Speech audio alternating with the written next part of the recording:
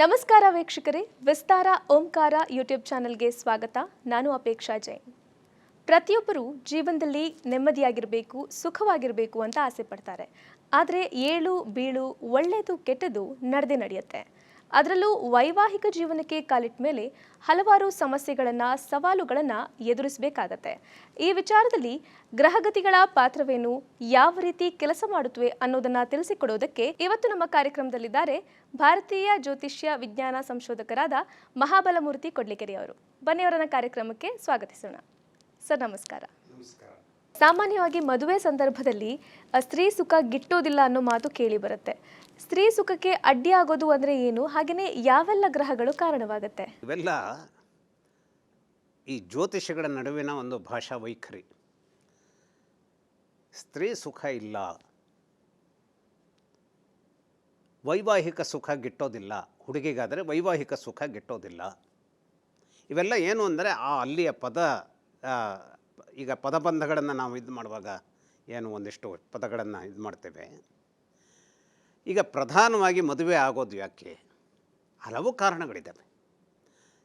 ಜೀವನದ ಸಂದರ್ಭದಲ್ಲಿ ಸೊಸೈಟಿಯನ್ನು ಕಟ್ಟಿ ನಿಲ್ಲಿಸಬೇಕಾದಂಥದ್ದಾದಾಗ ಕುಟುಂಬ, ಪ್ರತಿಯೊಂದು ಕುಟುಂಬವೂ ಕೂಡ ಒಂದು ಸಿಂಗಲ್ ಯೂನಿಟ್. ಅದು ಈಗ ದೇಹದಲ್ಲಿ ಜೀವಕೋಶಗಳು ಹೇಗೆ ಇಡೀ ದೇಹದ ಒಂದು ಯೂನಿಟ್ಟಾಗಿ ನಿಂತ್ಕೊಳ್ತದೋ, ಹಾಗೆ ಒಂದು ಗಂಡು ಹೆಣ್ಣಿನ ಸಂಬಂಧ ಅಂತಂದರೆ ಸೊಸೈಟಿಯ ಒಂದು ಜೀವಕೋಶ ಇದ್ದಾಗೆ.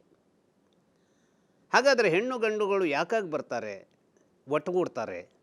ಯಾಕೆ ಒಟ್ಟುಗೂಡ್ತಾರೆ ಅಂತಂದರೆ, ಇದನ್ನು ವಿಸ್ತರಿಸ್ಕೊಂಡು ಹೇಳಿದ್ರೆ ನಾವು ಆದರ್ಶವಾದ ದಾಂಪತ್ಯದ ಅನೇಕ ವಿಚಾರಗಳನ್ನು, ನಮ್ಮ ಆರ್ಷೇಯ ವಿಚಾರಗಳ ಸಂಬಂಧದಲ್ಲಿ ನುಸುಡುವಂತಹ ಶಿವಪಾರ್ವತಿಯರ ಸಂಬಂಧ, ಅಥವಾ ಮಹಾವಿಷ್ಣು ಮತ್ತು ಲಕ್ಷ್ಮಿಯರ ಸಂಬಂಧ, ಅಥವಾ ನಳ ಮತ್ತು ದಮಯಂತಿಯರ ಒಂದು ಸಂದರ್ಭ, ಅಥವಾ ರಾಮ ಮತ್ತು ಸೀತೆಯರ ಅನುಬಂಧ, ಹೀಗೆ ಅನೇಕ ಕಥೆಗಳನ್ನು ನಾವು ಹೇಳ್ಬೋದು.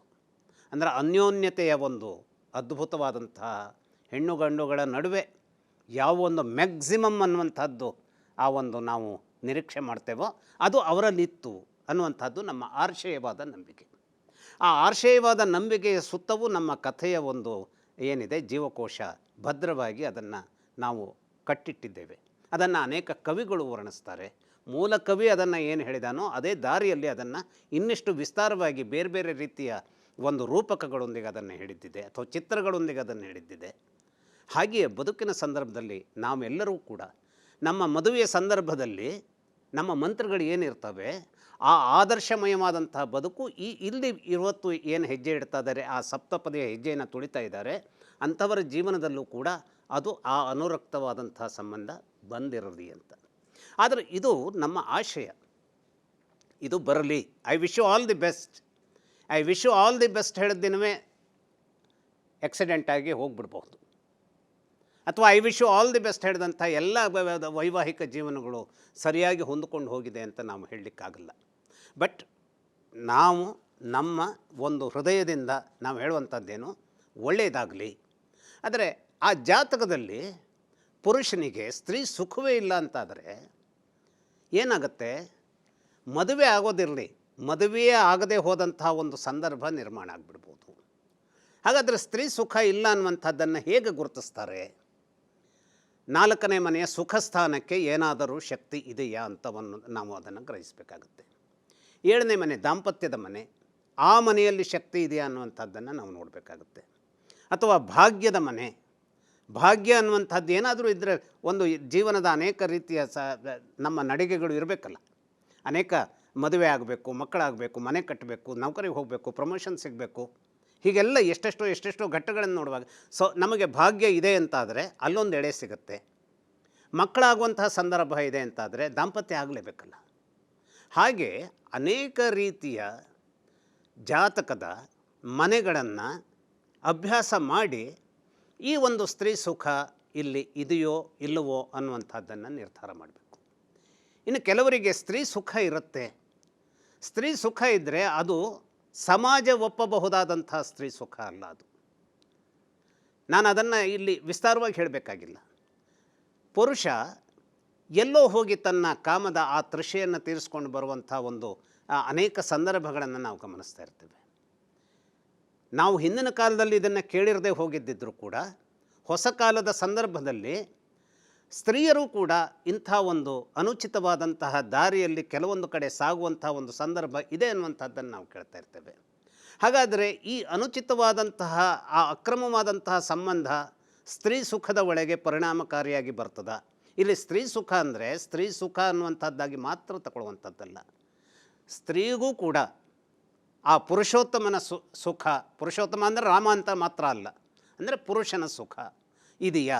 ಹಾಗಾದರೆ ಇದನ್ನು ಬಹಳ ಸೂಕ್ಷ್ಮವಾಗಿ, ಪುರುಷನ ಸುಖ ಅನ್ನುವಂಥದ್ದೇನು ನಾನು ಶ್ರೋತೃಗಳಿಗೆ ಹೇಳುವಂಥದ್ದು ಸೂಕ್ಷ್ಮವಾಗಿ ಹೇಳ್ತಾ ಇದ್ದೇನೆ. ಇದನ್ನು ವಿಸ್ತರಿಸಿ ಹೇಳುವಂಥದ್ದಾದರೆ ಇದನ್ನು ಬಹಳಷ್ಟು ದೊಡ್ಡ ರೀತಿಯ ಅಧ್ಯಯನ ಮಾಡಬೇಕಾದಂಥ ಸಂದರ್ಭ ಇರುತ್ತೆ. ಆದರೆ ಸೂಕ್ಷ್ಮವಾಗಿ ಹೇಳಬೇಕು ಅಂದರೆ ಏನಾಗುತ್ತೆ, ಈ 7, 4, 10 ಕ್ಷಮಿಸಿ 10 ಅಲ್ಲ 5 ಭಾಗ್ಯ ಇವು ಯಾವುದರಲ್ಲೂ ಬೆಳಕಿರದೆ ಹೋದಾಗ ಏನಾಗುತ್ತೆ, ಆ ಮದುವೆ ಅನ್ನುವಂಥದ್ದು ಆಗೋದಕ್ಕೆ ಕಷ್ಟ ಬರುತ್ತೆ. ಆಗ ಜ್ಯೋತಿಷಿ ಏನು ಹೇಳ್ತಾನೆ, ಇಲ್ಲಪ್ಪ ಇದು ಸ್ತ್ರೀ ಸುಖದ ಜಾತಕ ಅಲ್ಲ. ಅದು ಒಂದೇ ಅಲ್ಲ, ಅದು ಮದುವೆ ಆಗದೇ ಹೋದ ಸಂದರ್ಭದಲ್ಲಿ ನಾವು ಆ ಭೂತಗನ್ನಡಿಯನ್ನು ಇಟ್ಟು ನೋಡಿದಾಗ ಮದುವೆ ಆಗತ್ತೋ ಇಲ್ಲೋ ಅನ್ನೋದರ ಬಗೆಗೆ ಅಲ್ಲಿ ನಾವು ಪುರಾವೆಯನ್ನು ನೋಡಿ ಹೇಳಬಹುದು. ಆದರೆ ಮದುವೆ ಆದ ಮೇಲೆ ಯಾವತ್ತು ನೋಡಿದರೂ ಮನೆಯಲ್ಲಿ ಜಗಳ, ಯಾವತ್ತು ನೋಡಿದರೂ ಮನೆಯಲ್ಲಿ ಜಗಳ ಅಂದರೆ ಏನು, ಬರೀ ಜಗಳವಾಗಿ ಇದ್ದರೆ ಏನೋ ಒಂದು 10 ನಿಮಿಷದ ಜಗಳ ಆಯಿತು ಹೋಯಿತು ಅಂತಾದರೆ ಪರವಾಗಿಲ್ಲ. ಆದರೆ ಇಡೀ ಬದುಕೆ ಅಶಾಂತಿಯ ಗೋಜಲುಗಳಾಗಿ ಒಂದು ಈ ಜೇನ್ನೊಣದ ಗೂಡು ಇರುತ್ತಲ್ಲ, ಜೇನ್ನೊಣದ ಗೂಡಲ್ಲಿ ಅಟ್ಲೀಸ್ಟ್ ಜೇನ ಹನಿಯಾದರೂ ಇರುತ್ತೆ. ಆದರೆ ಆ ಜೇನ್ನೊಣದ ಬರೇ ಗೂಡಾಗಿಬಿಟ್ರೆ ಅದು ಕಚ್ಚುವ ಹುಳುಗಳಾಗಿರ್ತವೆ ಹೊರತು ಅಲ್ಲಿಯ ಜೇನು ಯಾವ ಉಪಯೋಗಕ್ಕೂ ಬಾರದೇ ಹೋದ ರೀತಿಯಲ್ಲಿ ದಾಂಪತ್ಯದ ಸಂದರ್ಭ ಜೇನಿದ್ದರೂ ಕೂಡ ಶೂನ್ಯ ಆಗಿಬಿಡ್ಬಹುದು. ಅಂದರೆ ಇದರ ಅರ್ಥ ಏನು, ಒಂದು ಕರಾಳ ಸ್ವರೂಪದ ಮನೋಭಾವವನ್ನು ಹೊಂದಿದಂಥ ಹೆಣ್ಣು ಪುರುಷನಿಗೆ ಸಿಕ್ಕಿದಳು ಅಂತಾದರೆ ಸ್ತ್ರೀ ಸುಖ ಇಲ್ಲ. ಈ ಸ್ತ್ರೀ ಸುಖ ಇಲ್ಲ ಅಂದ ತಕ್ಷಣ ಅವಳಲ್ಲಿ ತೊಂದರೆ ಇದೆ ಅನ್ನುವಂಥದ್ದನ್ನು ಸರ್ರನೆ ನಾವು ಹೇಳುವಂಥದ್ದಲ್ಲ, ಇವನ ಜಾತಕದಲ್ಲಿರುವಂಥ ದೋಷ. ಹಾಗೆ ಅವಳ ಜಾತಕದಲ್ಲೂ ಹಾಗೆ ಅದೇ ರೀತಿಯ ದೋಷಗಳು. ಯಾಕೆಂದರೆ ಅವಳಿಗೆ ನಾನು ತಪ್ಪನ್ನು ಮಾಡ್ತಾ ಇದ್ದೇನೆ, ಈ ರೀತಿ ಕಾಳಿಯ ರೀತಿಯಲ್ಲಿ ನಾನು ವರ್ತಿಸ್ತಾ ಇದ್ದೇನೆ ಅನ್ನುವಂಥ ಪರಿಜ್ಞಾನವೇ ಇರೋದಿಲ್ಲ. ಹಾಗಾದರೆ ಆ ಪರಿಜ್ಞಾನದ ವಿಷಯ ಯಾಕೆ ಅವಳಲ್ಲಿ ಇರೋದಿಲ್ಲ? ಯಾಕೆ ಅಂತಂದರೆ ನಾನು ಒಬ್ಬ ಸ್ತ್ರೀಯಾಗಿ ಇವತ್ತು ಒಬ್ಬನ ಹಿಂದೆ ಬಂದ ಮೇಲೆ ಅಥವಾ ಒಬ್ಬನ ಜೊತೆ ಬಂದ ಮೇಲೆ ನಾನು ಯಾವ್ಯಾವ ವಿಚಾರಗಳನ್ನು ನಾನು ಹೊಂದಿಕೊಂಡು ಹೋಗುವಂಥ ರೀತಿಯಲ್ಲಿ ನನ್ನ ಜೀವನವನ್ನು ಅಡಾಪ್ಟ್ ಮಾಡಿಕೊಳ್ಬೇಕು ಅನ್ನೋದ್ರ ಬಗ್ಗೆ ಯೋಚನೆ ಮಾಡಬೇಕಾಗತ್ತೆ. ಆದರೆ ಆ ಯೋಚನೆ ಮಾಡೋದಕ್ಕೆ ಗ್ರಹಗಳು ಬಿಡೋದಿಲ್ಲ. ನಾವೀಗ ಜಾತಕವನ್ನು ಮುಚ್ಚಿಟ್ರೆ ಈ ಬದುಕಿನಲ್ಲಿ ಇವೆಲ್ಲ ಪ್ರತಿನಿತ್ಯ ಕಾಣುವಂತಹ ದೃಶ್ಯಗಳು. ಹಾಗಾದರೆ ಈ ದೃಶ್ಯ ರಾಮನಿಗಾಗತ್ತೆ, ಲಕ್ಷ್ಮಣನಿಗಾಗತ್ತೆ, ಚಂದ್ರಶೇಖರನಿಗಾಗತ್ತೆ.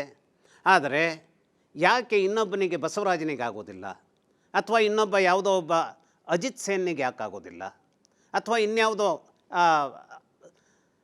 ಏನು ಧನಂಜಯ ಬಹುಗುಣ ಅನ್ನುವಂಥವ್ರಿಗಾಗೋದಿಲ್ಲ? ಹೀಗೆ ಧನಂಜಯ ಬಹುಗುಣನಿಗೂ ರಾಮನಿಗೂ, ರಾಮ ಅಂದರೆ ನಾನು ನಮ್ಮ ಪುರಾಣದ ರಾಮನನ್ನೆಲ್ಲ ಹೇಳ್ತಾ ಇರುವಂಥದ್ದು, ಒಬ್ಬ ರಾಮ ಅನ್ನುವಂಥ ವ್ಯಕ್ತಿ.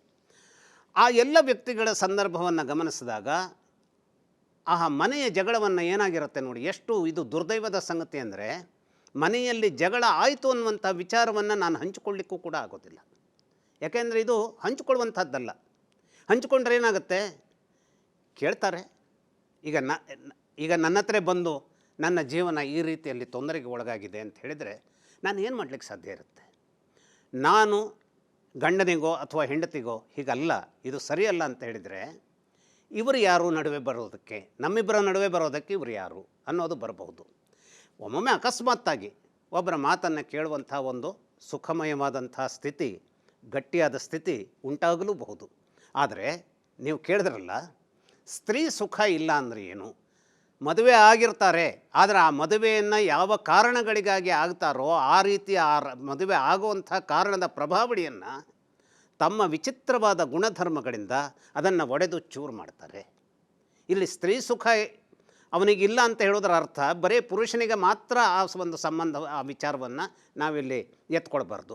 ಅದೇ ರೀತಿಯ ವಿಚಾರ ಸ್ತ್ರೀಗೂ ಕೂಡ. ಅಂದರೆ ಶತಲಂಪಟನೊಬ್ಬ ಸಿಕ್ಕಿರ್ತಾನೆ, ಅಥವಾ ಮಾತಿಗೆ ಸಿಡುಕನಂಥ ವ್ಯಕ್ತಿ ಸಿಗ್ತಾನೆ. ಹಾಗಾಗಿ ಇವೆಲ್ಲ ಆ ಗ್ರಹಗಳ ಕಾರಣಗಳಿಗಾಗಿ, ಅದರಲ್ಲೂ ಅವೆಲ್ಲ ಇದೆಯೋ ಅನ್ನುವಂಥದ್ದನ್ನು ಒಂದು ಪರ್ಟಿಕ್ಯುಲರ್ ಆದ ನಾನು ಏನು ವಿವರಿಸಿದೆ ಆ ಮನೆಗಳನ್ನು ನೋಡುವುದರ ಮೂಲಕವಾಗಿ ಜ್ಯೋತಿಷಿ ಅದನ್ನು ಅರಿತುಕೊಳ್ಳೋದಕ್ಕೆ ಸಾಧ್ಯತೆ ಇರುತ್ತೆ.